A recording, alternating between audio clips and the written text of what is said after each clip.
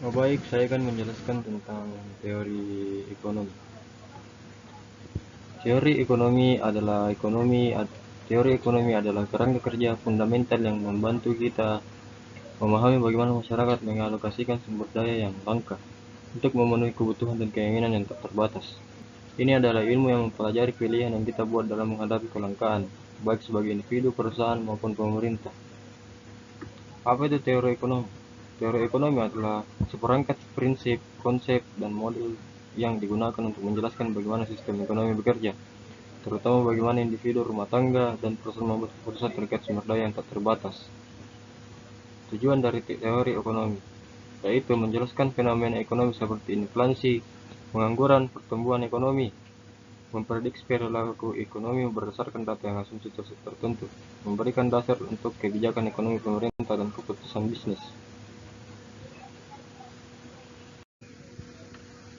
Mengapa kita perlu memahami teori ekonomi? Yaitu demi membuat keputusan cerdas.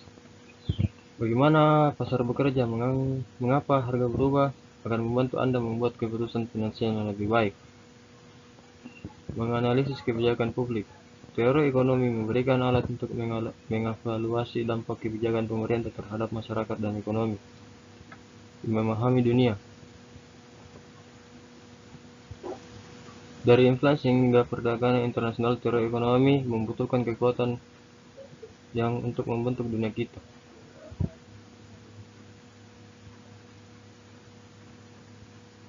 Jenis-jenis ekonomi yaitu teori ekonomi mikro, fokus pada perilaku individu dan perusahaan, menganalisis penawaran dan permintaan harga barang dan jasa, elastisitas dan pasar. Contohnya yaitu teori permintaan, teori produksi, teori biaya. Yang berikutnya adalah teori ekonomi makro, fokus pada ekonomi secara keseluruhan, nasional ataupun global, menganalisis pendapatan nasional, inflasi, pengangguran, suku bunga, kebijakan fiskal, dan moneter. Contohnya yaitu teori pertumbuhan ekonomi, teori siklus bisnis. Komponen penting dalam teori ekonomi. Asumsi, misalnya pelaku ekonomi bertindak rasional. Model ekonomi representasi sederhana dari kenyataan, biasanya berbentuk grafik atau persamaan. Hukum ekonomi, generalis dari hubungan sebab-sebab akibat ekonomi, misalnya hukum permintaan dan penawaran.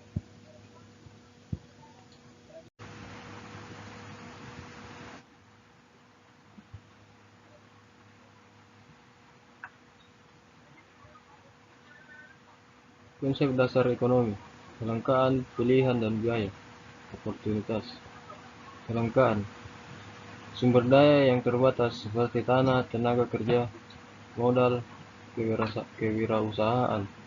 Berhadapan dengan kebutuhan dan keinginan manusia yang tak terbatas, ini adalah masalah mendasar dalam ekonomi. Pilihannya yaitu karena kelangkaan kita harus membuat pilihan. Setiap pilihan melibatkan pengorbanan karena kita tidak bisa memiliki semuanya. Prinsip-prinsip ekonomi antara lain yaitu prinsip ekonomi dasar adalah dalam mengambil keputusan agar memperoleh hasil maksimal, contohnya dengan mengorbankan seminimal mungkin, contohnya membeli barang berkualitas dengan harga murah. Motifnya yaitu motif ekonomi adalah alasan yang mendorong seseorang melakukan kegiatan ekonomi seperti mencari keuntungan, mencukupi kebutuhan hidup, meningkatkan kesejahteraan.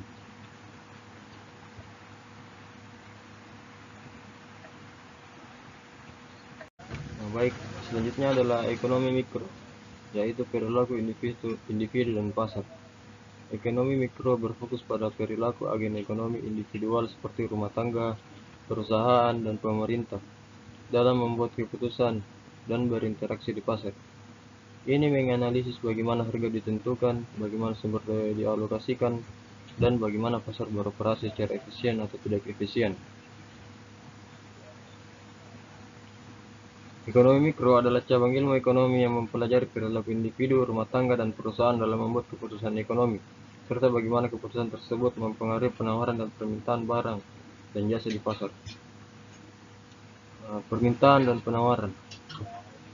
Memahami bagaimana keinginan konsumen dan kemampuan produsen berinteraksi untuk menentukan harga dan kuantitas di pasar. Perilaku konsumen menganalisis bagaimana konsumen membuat keputusan pembelian untuk memaksimalkan kepuasan mereka. Studi mikroekonomi juga mencakup topik seperti elastisitas, eksternalitas, dan barang publik. Struktur pasar mempelajari berbagai jenis pasar, persaingan sempurna, monopoli, oligopoli, dan dampaknya terhadap harga dan output. Perilaku konsumen atau individu. Dalam ekonomi mikro, konsumen dianggap sebagai individu yang rasional dan bertujuan untuk memaksimalkan kepuasan atau utility dari konsumsi barang dan jasa dengan keterbatasan pendapatan. Konsepnya yaitu preferensi, pilihan terhadap barang berdasarkan selera. Yang kedua adalah keterbatasan anggaran. Konsumen hanya bisa membeli sesuatu kemampuan finansialnya. Yang ketiga, kurva indiferen, menunjukkan kombinasi barang yang memberikan kepuasan yang sama. Dan yang berikutnya adalah anggaran atau budget line, kombinasi barang yang dapat diberi konsumen dengan anggaran tertentu. Perilaku konsumen, produsen berusaha memaksimalkan keuntungan atau profit dengan cara memproduksi barang dan jasa secara efisien. Faktor yang dipertimbangkan produsen antara lain yaitu biaya produksi atau biaya tetap dan mahal variabel. Yang kedua, pendapatan total dan marginal. Yang ketiga, hukum penambahan hasil yang semakin berkurang. Tiga, fungsi produksi dan skala produksi.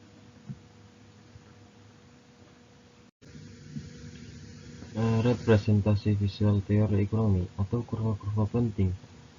Teori ekonomi seringkali divisualisasikan melalui kurva dan grafik untuk menyederhanakan konsep kompleks dan menunjukkan hubungan antar variabel.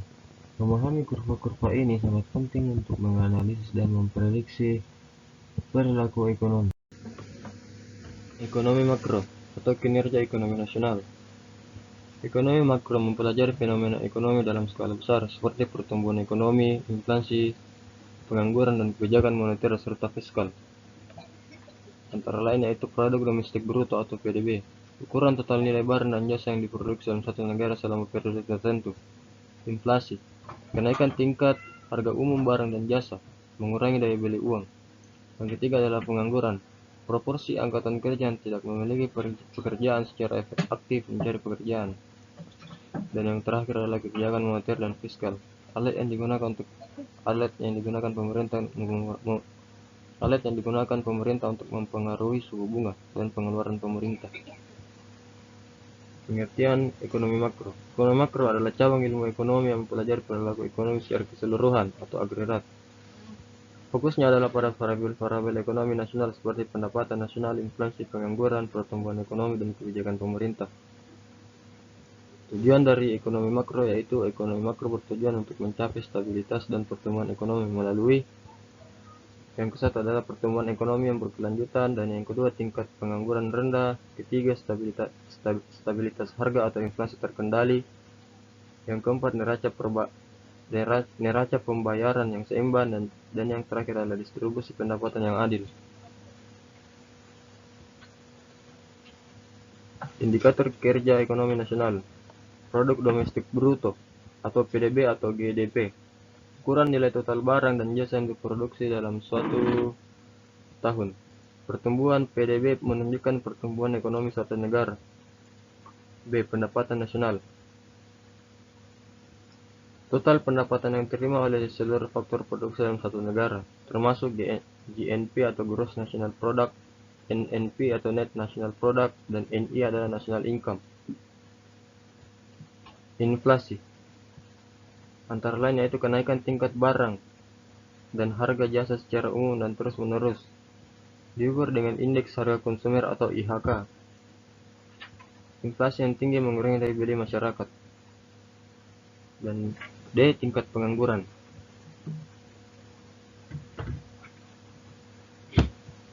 Persentase tenaga kerja yang aktif mencari pekerjaan tapi belum mendapatkan pekerjaan. Tingkat pengangguran tinggi menunjukkan kinerja ekonomi yang buruk.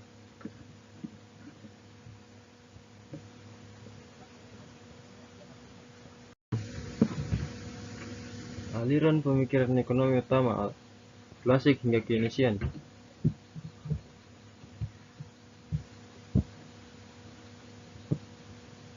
Aliran ekonomi klasik pada abad ke-18 dan ke-19.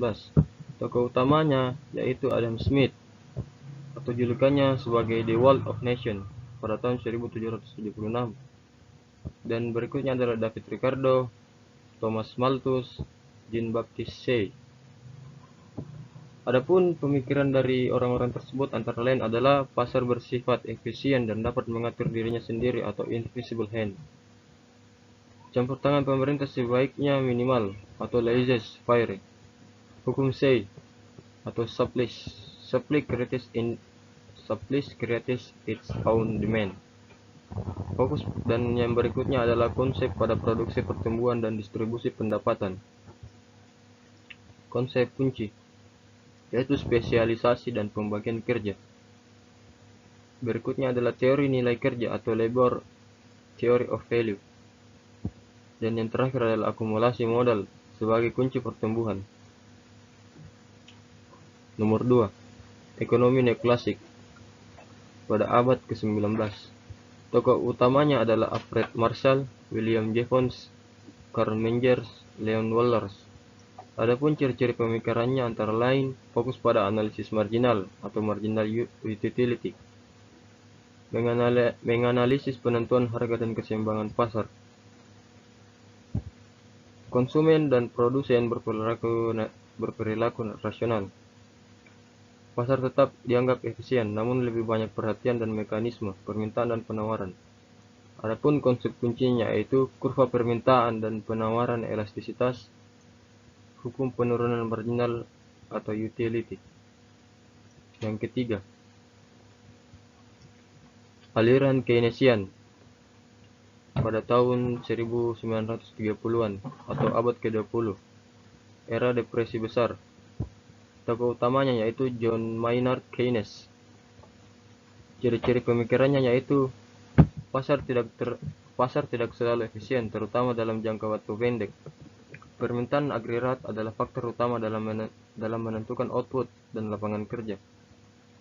Pemerintah harus mencampur tangan untuk menstabilkan ekonomi, yaitu melalui kebijakan fiskal, menolak hukum Say. Adapun konsep kuncinya yaitu pengeluaran pemerintah sebagai alat stabilisasi. Konsumsi dan investasi menentukan pendapatan nasional. Multiplier effect, peningkatan pengeluaran atau peningkatan pendapatan lebih besar. Peran ekspektasi dan ketidakpastian.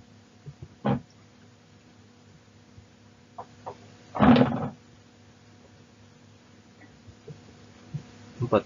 Ekonomi monetaris pada tahun 1970-an. Tokohnya yaitu Milton Friedman menekankan peran suplai uang dalam menentukan pertumbuhan ekonomi.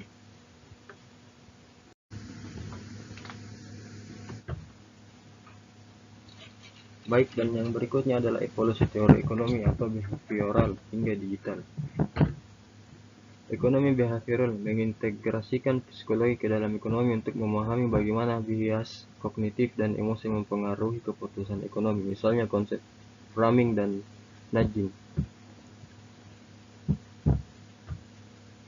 Latar belakangnya yaitu muncul sebagai kritik terhadap asumsi ekonomi neoklasik bahwa manusia adalah makhluk rasional sempurna. Teori ini menekankan bahwa manusia sering tidak rasional, dipengaruhi emosi, bias kognitif, dan pengaruh sosial. Tokoh-tokoh pentingnya yaitu ada Daniel Kahneman atau Think Fast and Slow, Amos Tversky, Richard Thaler. Ciri-ciri ekonomi behavioral, bias kognitif seperti anchoring, framing loss aversion, heuristik atau pengambilan keputusan cepat tapi tidak akurat, nudging, yaitu mendorong perilaku ekonomi tanpa paksaan, tidak selalu mengejar utilitas maksimum. Contohnya, konsumen membeli karena diskon, bukan karena kebutuhan. Dan yang kedua contohnya yaitu adalah investor panik saat harga pasar turun, dan mereka pun bertindak emosional. Dan yang kedua adalah ekonomi digital atau digital economic. Pengertiannya yaitu ekonomi digital mempelajari bagaimana teknologi digital, data besar atau big data, kecerdasan buatan, dan internet mengubah cara kegiatan ekonomi secara berlangsung. Ciri-cirinya yaitu transaksi online dan pasar digital atau e-commerce, fintech, dan cryptocurrency.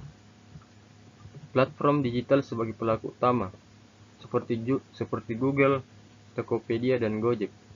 Data sebagai aset ekonomi baru.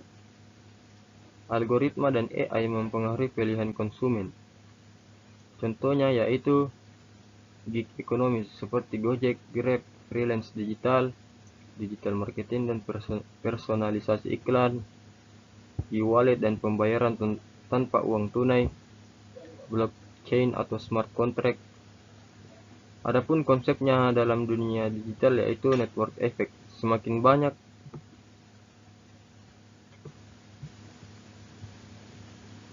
banyak pengguna semakin bernilai. Zero marginal cost. Biaya tambahan produksi digital sangat kecil. Dan yang terakhir adalah platform ekonomi. Aplikasi sebagai penghubung langsung antara penjual dan pembeli.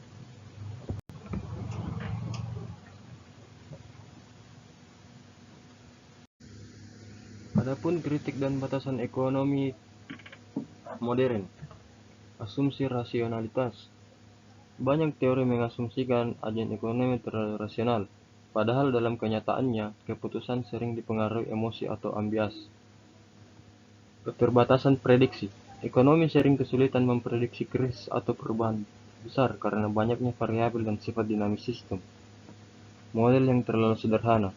Model ekonomi seringkali menyederhanakan realitas, yang dapat mengabaikan faktor-faktor seperti ketidaksetaraan sosial atau dampak lingkungan.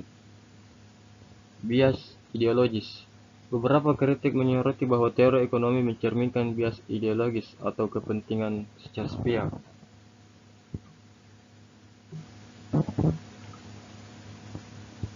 Teori ekonomi modern, terutama neoklasik, mengasumsikan bahwa individu selalu bertindak rasional dan berusaha memaksimalkan utilitas atau keuntungan.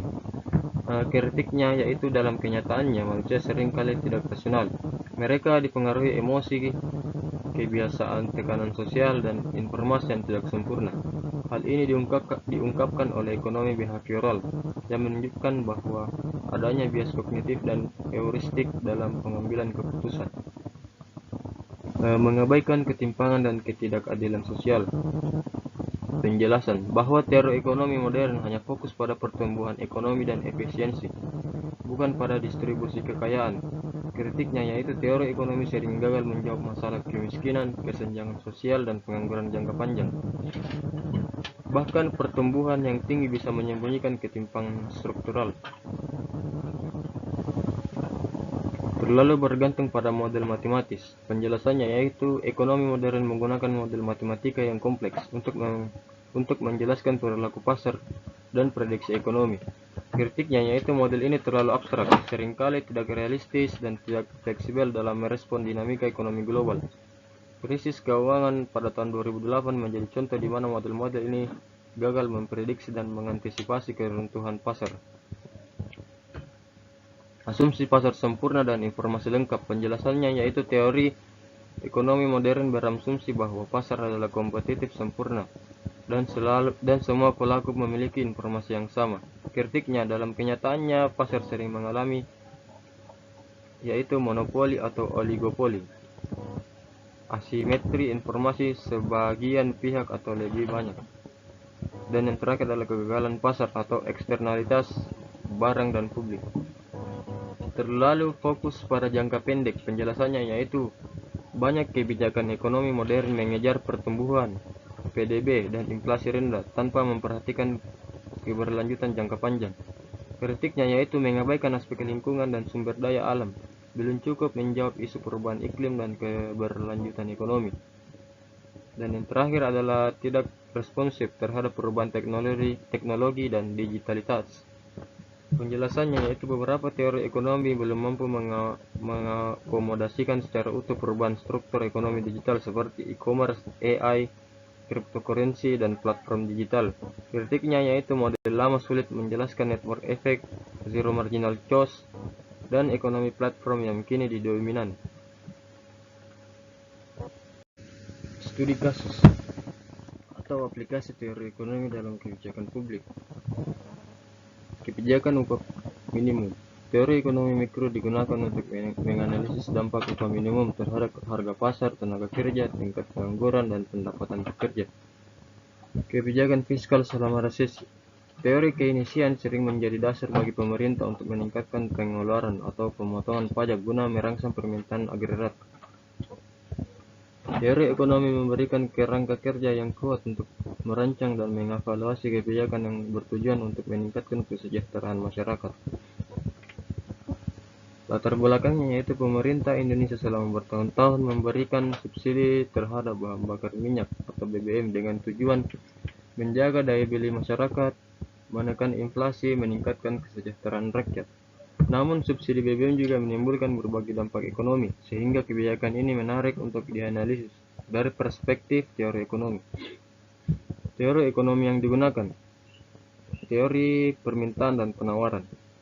Contohnya yaitu subsidi menurunkan harga BBM, akibatnya konsumsi meningkat atau permintaan membaik atau naik. Adapun tanpa subsidi yaitu harga naik tapi konsumsi turun. Teorinya adalah teori eksternalitas. Konsumsi BBM menciptakan eksternalitas negatif, polusi udara, kemacetan, dan kerusakan lingkungan. Harga murah membuat masyarakat tidak menanggung biaya sosial sebenarnya. Efisiensi alokatif, seperti subsidi menyebabkan distorsi harga, sehingga sumber daya tidak dialokasikan secara efisien. BBM yang murah cenderung disalahgunakan oleh kelompok yang tidak tepat sasaran, misalnya kelas menengah ke atas. Teori redistribusi dan keadilan sosial. Subsidi umum bersifat agresif atau lebih banyak dinikmati oleh orang kaya. Kebijakan ekonomi modern mendorong subsidi yang bersifat langsung dan tepat sasaran seperti bantuan sosial dan tunai. Kebijakan publik terkait contohnya antara lain ada 3 yaitu pengalihan subsidi BBM ke bantuan langsung tunai atau BLT untuk masyarakat miskin. Penerapan harga BBM berdasarkan harga pasar dunia. Dan yang terakhir adalah pembangunan transportasi publik untuk mengurangi konsumsi BBM pribadi. Analisis dampaknya seperti aspek ekonomi. Aspek ekonomi sebelum reformasi subsidi. Harga BBM rendah karena subsidi. Konsumsi BBM yaitu menjadi tinggi, beban APBN tinggi atau subsidi besar. Keadilan sosial yaitu subsidi dinikmati keadilan sosial subsidi dinikmati golongan kaya. Inflasi jangka pendek cenderung naik saat subsidi dicabut. Teori ekonomi membantu mengevaluasi efektivitas dan efisiensi kebijakan publik.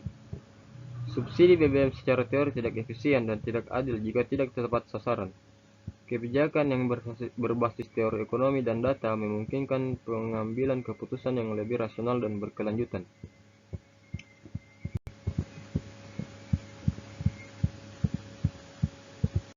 Berikut ini adalah kesimpulan dari presentasi saya. Menurut saya ekonomi untuk masa depan yaitu alat analisis. Teori ekonomi menyediakan alat penting untuk menganalisis dan memahami kompleksitas dunia, dinamis dan adaptif. Bidang ini terus berkembang, mengadaptasi dan menggabungkan perspektif baru untuk menghadapi tantangan masa depan. Membentuk kebijakan yaitu pemahaman teori ekonomi krusial untuk membuat kebijakan yang efektif dan inklusif. Teori ekonomi untuk masa depan. Tantangan ekonomi di masa depan yaitu isu-isu global seperti krisis iklim dan lingkungan, ketimpangan sosial dan ekonomi, revolusi teknologi atau AI otomatisasi, penuaan penduduk di negara maju, krisis kesehatan global dan ketahanan pangan, geopolitik dan ketidakpastian global. Dunia saat ini menghadapi tantangan yang tidak cukup dijawab dengan pendekatan ekonomi tradisional, sehingga dibutuhkan cara berpikir baru. Arah baru ekonomi masa depan. Ekonomi berkelanjutan atau sustainable economic. Fokus pada keseimbangan antara ekonomi, sosial, dan lingkungan. Mendorong produksi dan konsumsi hijau. Mendukung energi terbarukan dan pengurangan emisi karbon. Contohnya yaitu pajak karbon, green bonds, atau circular economy. B. Ekonomi digital dan teknologi. Ekonomi berbasis platform data AI atau blockchain. Otomatisasi mengubah struktur tenaga kerja. Perlu kebijakan untuk literasi digital, regulasi platform digital, dan keadilan data dan privasi. Demikian dari presentasi saya. Kurang lebihnya mohon dimaafkan. Assalamualaikum warahmatullahi wabarakatuh.